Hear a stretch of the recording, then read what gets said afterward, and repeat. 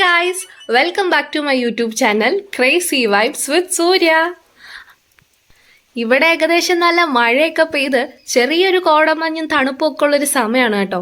എനിക്ക് പ്രത്യേകിച്ച് ഈ ഒരു സമയത്താണ് ഈ കുക്കിംഗ് ചെയ്യാനുള്ള ടെൻഡൻസി കുറച്ച് കൂടുന്നത്. നമ്മൾ ഈ ത്വര കയറി എന്നൊക്കെ പറയില്ലേ, അങ്ങനെ തന്നെ ആണെന്ന് തോന്നുന്നു. എന്തായാലും ആ സംഭവം അങ്ങനെ കഴിഞ്ഞൊരു ദിവസം ഞാൻ വീട്ടിലുണ്ടാക്കിയിട്ടുള്ളൊരു സിമ്പിൾ ബാച്ചിലേഴ്സ് ചിക്കൻ റോസ്റ്റിൻ്റെ റെസിപ്പിയാണ്. പിന്നെ ഇതിൻ്റെ സന്തോഷം എന്താണെന്ന് ചോദിച്ചു കഴിഞ്ഞാൽ, എൻ്റെ മനസ്സിൽ ചിലപ്പോൾ ഒരു ഐറ്റം കാണുമ്പോൾ ഒരു റെസിപ്പി ഇങ്ങനെ ചെയ്താൽ കൊള്ളായിരിക്കും എന്നൊരു ഐഡിയ വരും. അങ്ങനെ ഞാനൊന്ന് ട്രൈ ചെയ്തതാണ് കേട്ടോ. എൻ്റെ ഓൺ റെസിപ്പിയാണിത്. വീട്ടിലെല്ലാവരും ടേസ്റ്റ് ചെയ്ത് ശരിയിട്ട് ഒപ്പ് വെച്ചിട്ടുണ്ട്.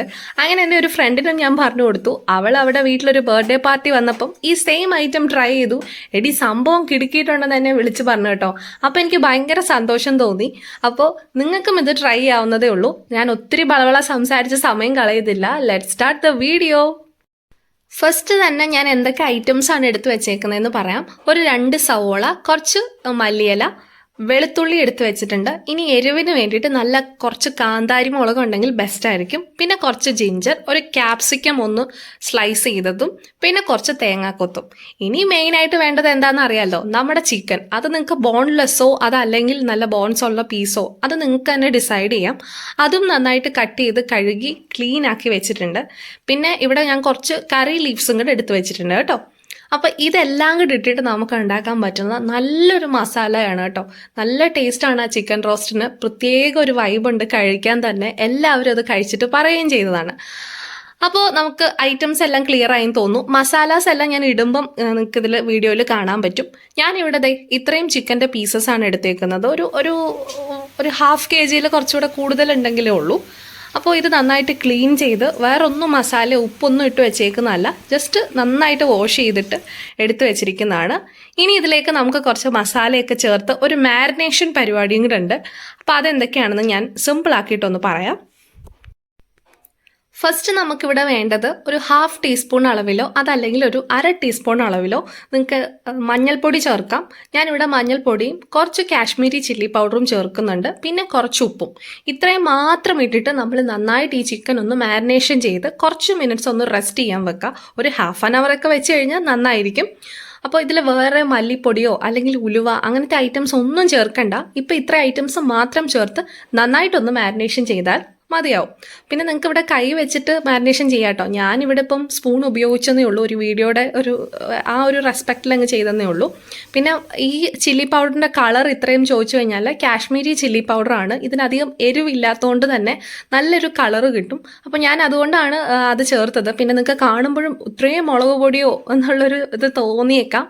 പക്ഷെ അങ്ങനെയല്ല, ഇത് കറക്റ്റാണ്, പെർഫെക്റ്റാണ്. നമ്മൾ വീണ്ടും ചില്ലി പൗഡർ ഒന്നും ചേർക്കുന്നില്ല. അപ്പോൾ നിങ്ങൾക്ക് ഇങ്ങനെ മാരിനേഷൻ ചെയ്ത് കുറച്ച് നേരം വെച്ചേക്കാവുന്നതാണ്. അപ്പോൾ ഞാനിവിടെ മാരിനേഷനൊക്കെ ചെയ്ത് നല്ല സെറ്റ് ആക്കിയിട്ടുണ്ട്. ഇനി ഇതിൻ്റെ മസാല ഞാൻ ആദ്യം കാണിച്ചിരുന്നല്ലേ, കുറച്ച് പെരിഞ്ചീരകം, നമ്മുടെ പട്ട, ആ ജാതിപത്രി പോലെയുള്ള മസാലക്കൂട്ടിൽ കിട്ടുന്ന കുറച്ച് ഐറ്റംസ് ഇല്ലേ, അതും കുറച്ച് കരിവേപ്പിലയും അതിൻ്റെ കൂടെ തന്നെ നമ്മൾ കുറച്ച് മല്ലിപ്പൊടി ഞാനിവിടെ ഒരു സ്പൂൺ അളവിൽ ചേർത്തിട്ടുണ്ട്. ഇത്രയും ഒരു ചെറിയ ഫ്ലെയിമിലിട്ട് ഒന്ന് ചെറുതായിട്ട് റോസ്റ്റ് ചെയ്തെടുക്കുക. ഒരുപാട് കരിഞ്ഞു പോവല്ല. കരിഞ്ഞു പോയി കഴിഞ്ഞാൽ കംപ്ലീറ്റ് മസാല ഫ്ലോപ്പായി പോവും. പാൻ ഒന്ന് ചൂടായി കഴിയുമ്പം അല്ലെങ്കിൽ നിങ്ങൾ വെക്കുന്ന കടായി ചൂടായി കഴിയുമ്പം ഓയിലൊന്നും ഒഴിക്കണ്ട, ജസ്റ്റ് മസാലാസ് ഇട്ട് കൊടുക്കുക. അതൊന്ന് മിക്സിയുടെ ജാറിലിട്ട് നന്നായിട്ടൊന്ന് ക്രഷ് ചെയ്ത് വെക്കുക. ഒത്തിരി ഫൈൻ പൗഡർ ആവേണ്ട ആവശ്യമൊന്നുമില്ല. ഇനി നമ്മൾ സെയിം പാനിലേക്ക് കുറച്ച് ഓയിൽ ഒഴിക്കാൻ പോവാണ്. ഈ ഒരു സെയിം പാനിൽ തന്നെ ചെയ്താൽ മതി. നമ്മൾ ജസ്റ്റ് അതൊന്ന് റോസ്റ്റ് ചെയ്ത് വറുത്തെടുത്തിട്ടേ ഉള്ളൂ. അപ്പോൾ ഞാനിവിടെ കുറച്ച് കോക്കനട്ട് ഓയിലാണ് ഒഴിക്കുന്നത്. നിങ്ങൾക്ക് വേണമെങ്കിൽ കുക്കിംഗ് ഓയിലും യൂസ് ചെയ്യാവുന്നതാണ്.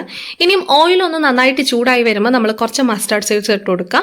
കടുകിട്ട് നന്നായിട്ട് ഇതൊന്ന് പൊട്ടി വരുന്ന സമയത്ത് നമുക്ക് കുറച്ച് കരിവേപ്പിലയും അതുപോലെ തന്നെ ഇഞ്ചി വെളുത്തുള്ളിയും കൂടെ ഒന്ന് നന്നായിട്ട് ഇടിച്ച് വെച്ചത്, അതല്ലെങ്കിൽ പേസ്റ്റ് ആക്കി ഇട്ടാലും കുഴപ്പമില്ല. ഞാൻ എപ്പോഴും ജസ്റ്റ് ഒന്ന് ക്രഷ് ചെയ്തിട്ടേ ഇടത്തുള്ളൂ. അതിൻ്റെ ഒരു ടേസ്റ്റ് ഒന്ന് വേറെ തന്നെയാണ്. അപ്പോൾ അത് ഇട്ടിട്ടുണ്ട്. ഇനി നമുക്കിതൊന്ന് ജസ്റ്റ് സോട്ട് ചെയ്തെടുക്കാം. ഞാൻ കുറച്ച് കറി ലീവ്സും കൂടെ ഇട്ടു. ഇനി ഇത് ഈ എണ്ണയിൽ കിടന്ന് നന്നായിട്ടൊന്ന് നമ്മൾ ചിക്കൻ കറിയൊക്കെ വെക്കുമ്പോൾ ഒന്ന് സെറ്റാക്കി എടുക്കില്ലേ, സെയിം പ്രൊസീജിയർ അത്രയേ ഉള്ളൂ. നന്നായിട്ടൊന്ന് റോസ്റ്റ് ആക്കി എടുക്കുക, മീൻസ് ഒന്ന് സോട്ട് ചെയ്തെടുക്കുക. ഇനി ഇതിലേക്ക് തന്നെ നമ്മളിവിടെ എടുത്തു വെച്ചേക്കുന്ന തേങ്ങ കൊത്തിടുക. ഇതിടാൻ നിങ്ങൾ മറക്കരുത്, കാരണം ഈ ഒരു ചിക്കൻ റോസ്റ്റിന്റെ സ്പെഷ്യൽ ആയിട്ടുള്ള ഒരു ഐറ്റം ആണ്. അപ്പോൾ ഇതിലാണ് നമ്മുടെ എൻ്റയർ ആ ഒരു ടേസ്റ്റും വരുന്നത്. പ്രത്യേകിച്ച് കോക്കനട്ട് ഓയിലിൽ നമ്മൾ കുറച്ച് തേങ്ങാക്കൊത്തൊക്കെ ഇട്ട് ചെയ്യുന്ന ഐറ്റംസിന്റെ ടേസ്റ്റ് അല്ലെങ്കിൽ അതിന്റെ സ്വാദും മണവും ഒക്കെ ഒന്ന് വേറെ തന്നെയാണ്. അപ്പോൾ ഇവിടെ ഞാൻ കുറച്ച് കോക്കനട്ടിന്റെ സ്ലൈസസ് ഇട്ടിട്ട് അതും ജസ്റ്റ് ഒന്ന് സോട്ടായി വരാൻ വെയിറ്റ് ചെയ്തു.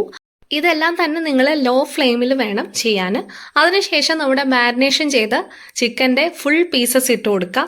ഇത് ചെറിയ തീയിൽ ഒന്ന് കുക്കായി വരണം. വേറെ മസാല ഒന്നും ഇപ്പം ചേർക്കേണ്ട ആവശ്യമില്ല. ഇനി ഇതൊന്ന് അടച്ചു വെച്ച് കുറച്ചൊരു 10 മിനിറ്റ് ഒന്ന് വേവിച്ചെടുക്കുക. ചിക്കനിലെ ആ വെള്ളമൊക്കെ ഒന്ന് പോയിട്ട് ഒരു ചെറിയൊരു കുറുകിയ പരുവത്തിൽ വരും. ആ ഒരു സമയത്തിൽ വേണം നമ്മൾ ബാക്കിയുള്ള ഐറ്റംസ് ചേർക്കാൻ. അപ്പോഴേ ഞാൻ ആ ഒരു സമയം കൊണ്ട് നമ്മുടെ എടുത്തു വെച്ചിരിക്കുന്ന ഒണിയൻ ഇതുപോലെ ഒന്ന് കട്ട് ചെയ്തെടുത്തിട്ടുണ്ട്. നമ്മൾ സ്ക്വയറിലൊന്നും കട്ട് ചെയ്യണ്ട, ഇങ്ങനെ സ്ലൈസ് ചെയ്യുന്നതായിരിക്കും നല്ലത്.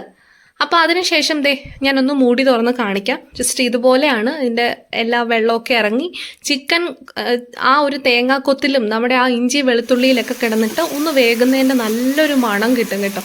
സത്യത്തിൽ ഈ ചിക്കൻ റോസ്റ്റ് ഇത്രയും ക്ലിക്കാവുമെന്ന് എനിക്ക് അറിയത്തില്ലായിരുന്നു. ജസ്റ്റ് നമ്മളൊരു എന്താ പറയുക, ഞാൻ പണ്ടൊരു കണവ റോസ്റ്റിൻ്റെ വീഡിയോ ചെയ്തിട്ടുണ്ട്. അപ്പോൾ ആ ഒരു രീതിയിലൊക്കെ അങ്ങ് ചെയ്തതാണ്. സംഭവം അടിപൊളിയായിരുന്നു. അപ്പോൾ ഈ ഒരു ടൈമിൽ നമ്മൾ പൊടിച്ച് വെച്ചിരിക്കുന്ന നമ്മുടെ സ്പെഷ്യൽ മസാല ഇട്ട് ചിക്കനിലെ വെള്ളമെല്ലാം പോയിട്ടുണ്ട്. ഇനി നമ്മൾ ഒന്ന് ഇളക്കി കൊടുക്കുക. അപ്പോൾ നിങ്ങൾ പതിയെ ഇളക്കിയാൽ മതി. ചിക്കൻ്റെ പീസസ് പൊടിഞ്ഞു പോകാനുള്ള ചാൻസ് കൂടുതലാണ്, കാരണം നമ്മൾ മൂടി വെച്ച് ഒരു സാധനം ആവിയിൽ വേവിച്ച പോലെയാണ്. അപ്പം അതുകൊണ്ട് പതിയെ ഇളക്കിയാൽ മതി. ഇനി നമ്മൾ ഇതിലേക്ക് കുറച്ച് ചിക്കൻ മസാലയും കുറച്ച് ഗരം മസാല, കുറച്ച് കുരുമുളക് പൊടി, പിന്നെ കുറച്ച് ഉപ്പ് ഞാൻ നോക്കിയിട്ട് ഇട്ട് കൊടുത്തിട്ടുണ്ട്. അപ്പോൾ ഇത്രയും സംഭവങ്ങൾ മാത്രം ഇട്ടിട്ട് നന്നായിട്ടൊന്ന് ഇളക്കി ആ മാരിനേഷൻ ആ മസാല എല്ലായിടത്തും ഒന്ന് സെറ്റാക്കി എടുക്കുക.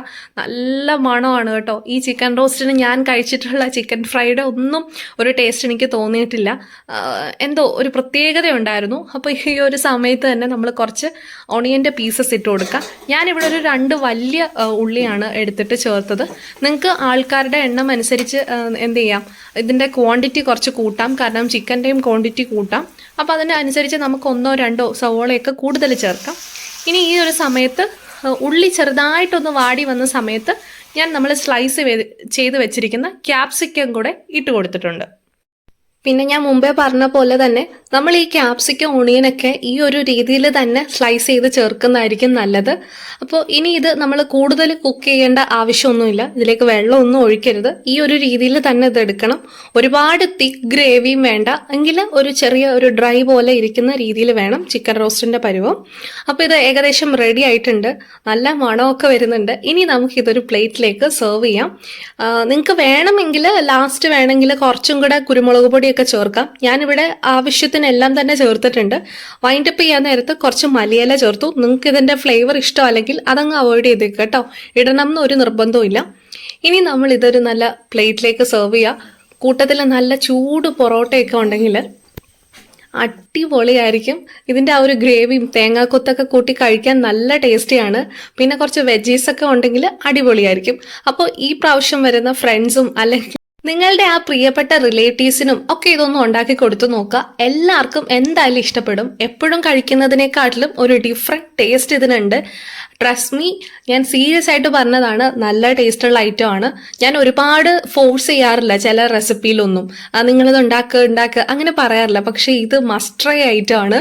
അപ്പോൾ അത്രേ പറയാനുള്ളൂ. നിങ്ങൾക്ക് ഈ ഒരു വീഡിയോ ഇഷ്ടമായെന്ന് ഞാൻ വിചാരിക്കുന്നു. ഉറപ്പായിട്ടും ട്രൈ ചെയ്തിട്ട് എങ്ങനെയുണ്ടെന്ന് എന്നെ കമൻറ്റ് ബോക്സിൽ അറിയിക്കണേ.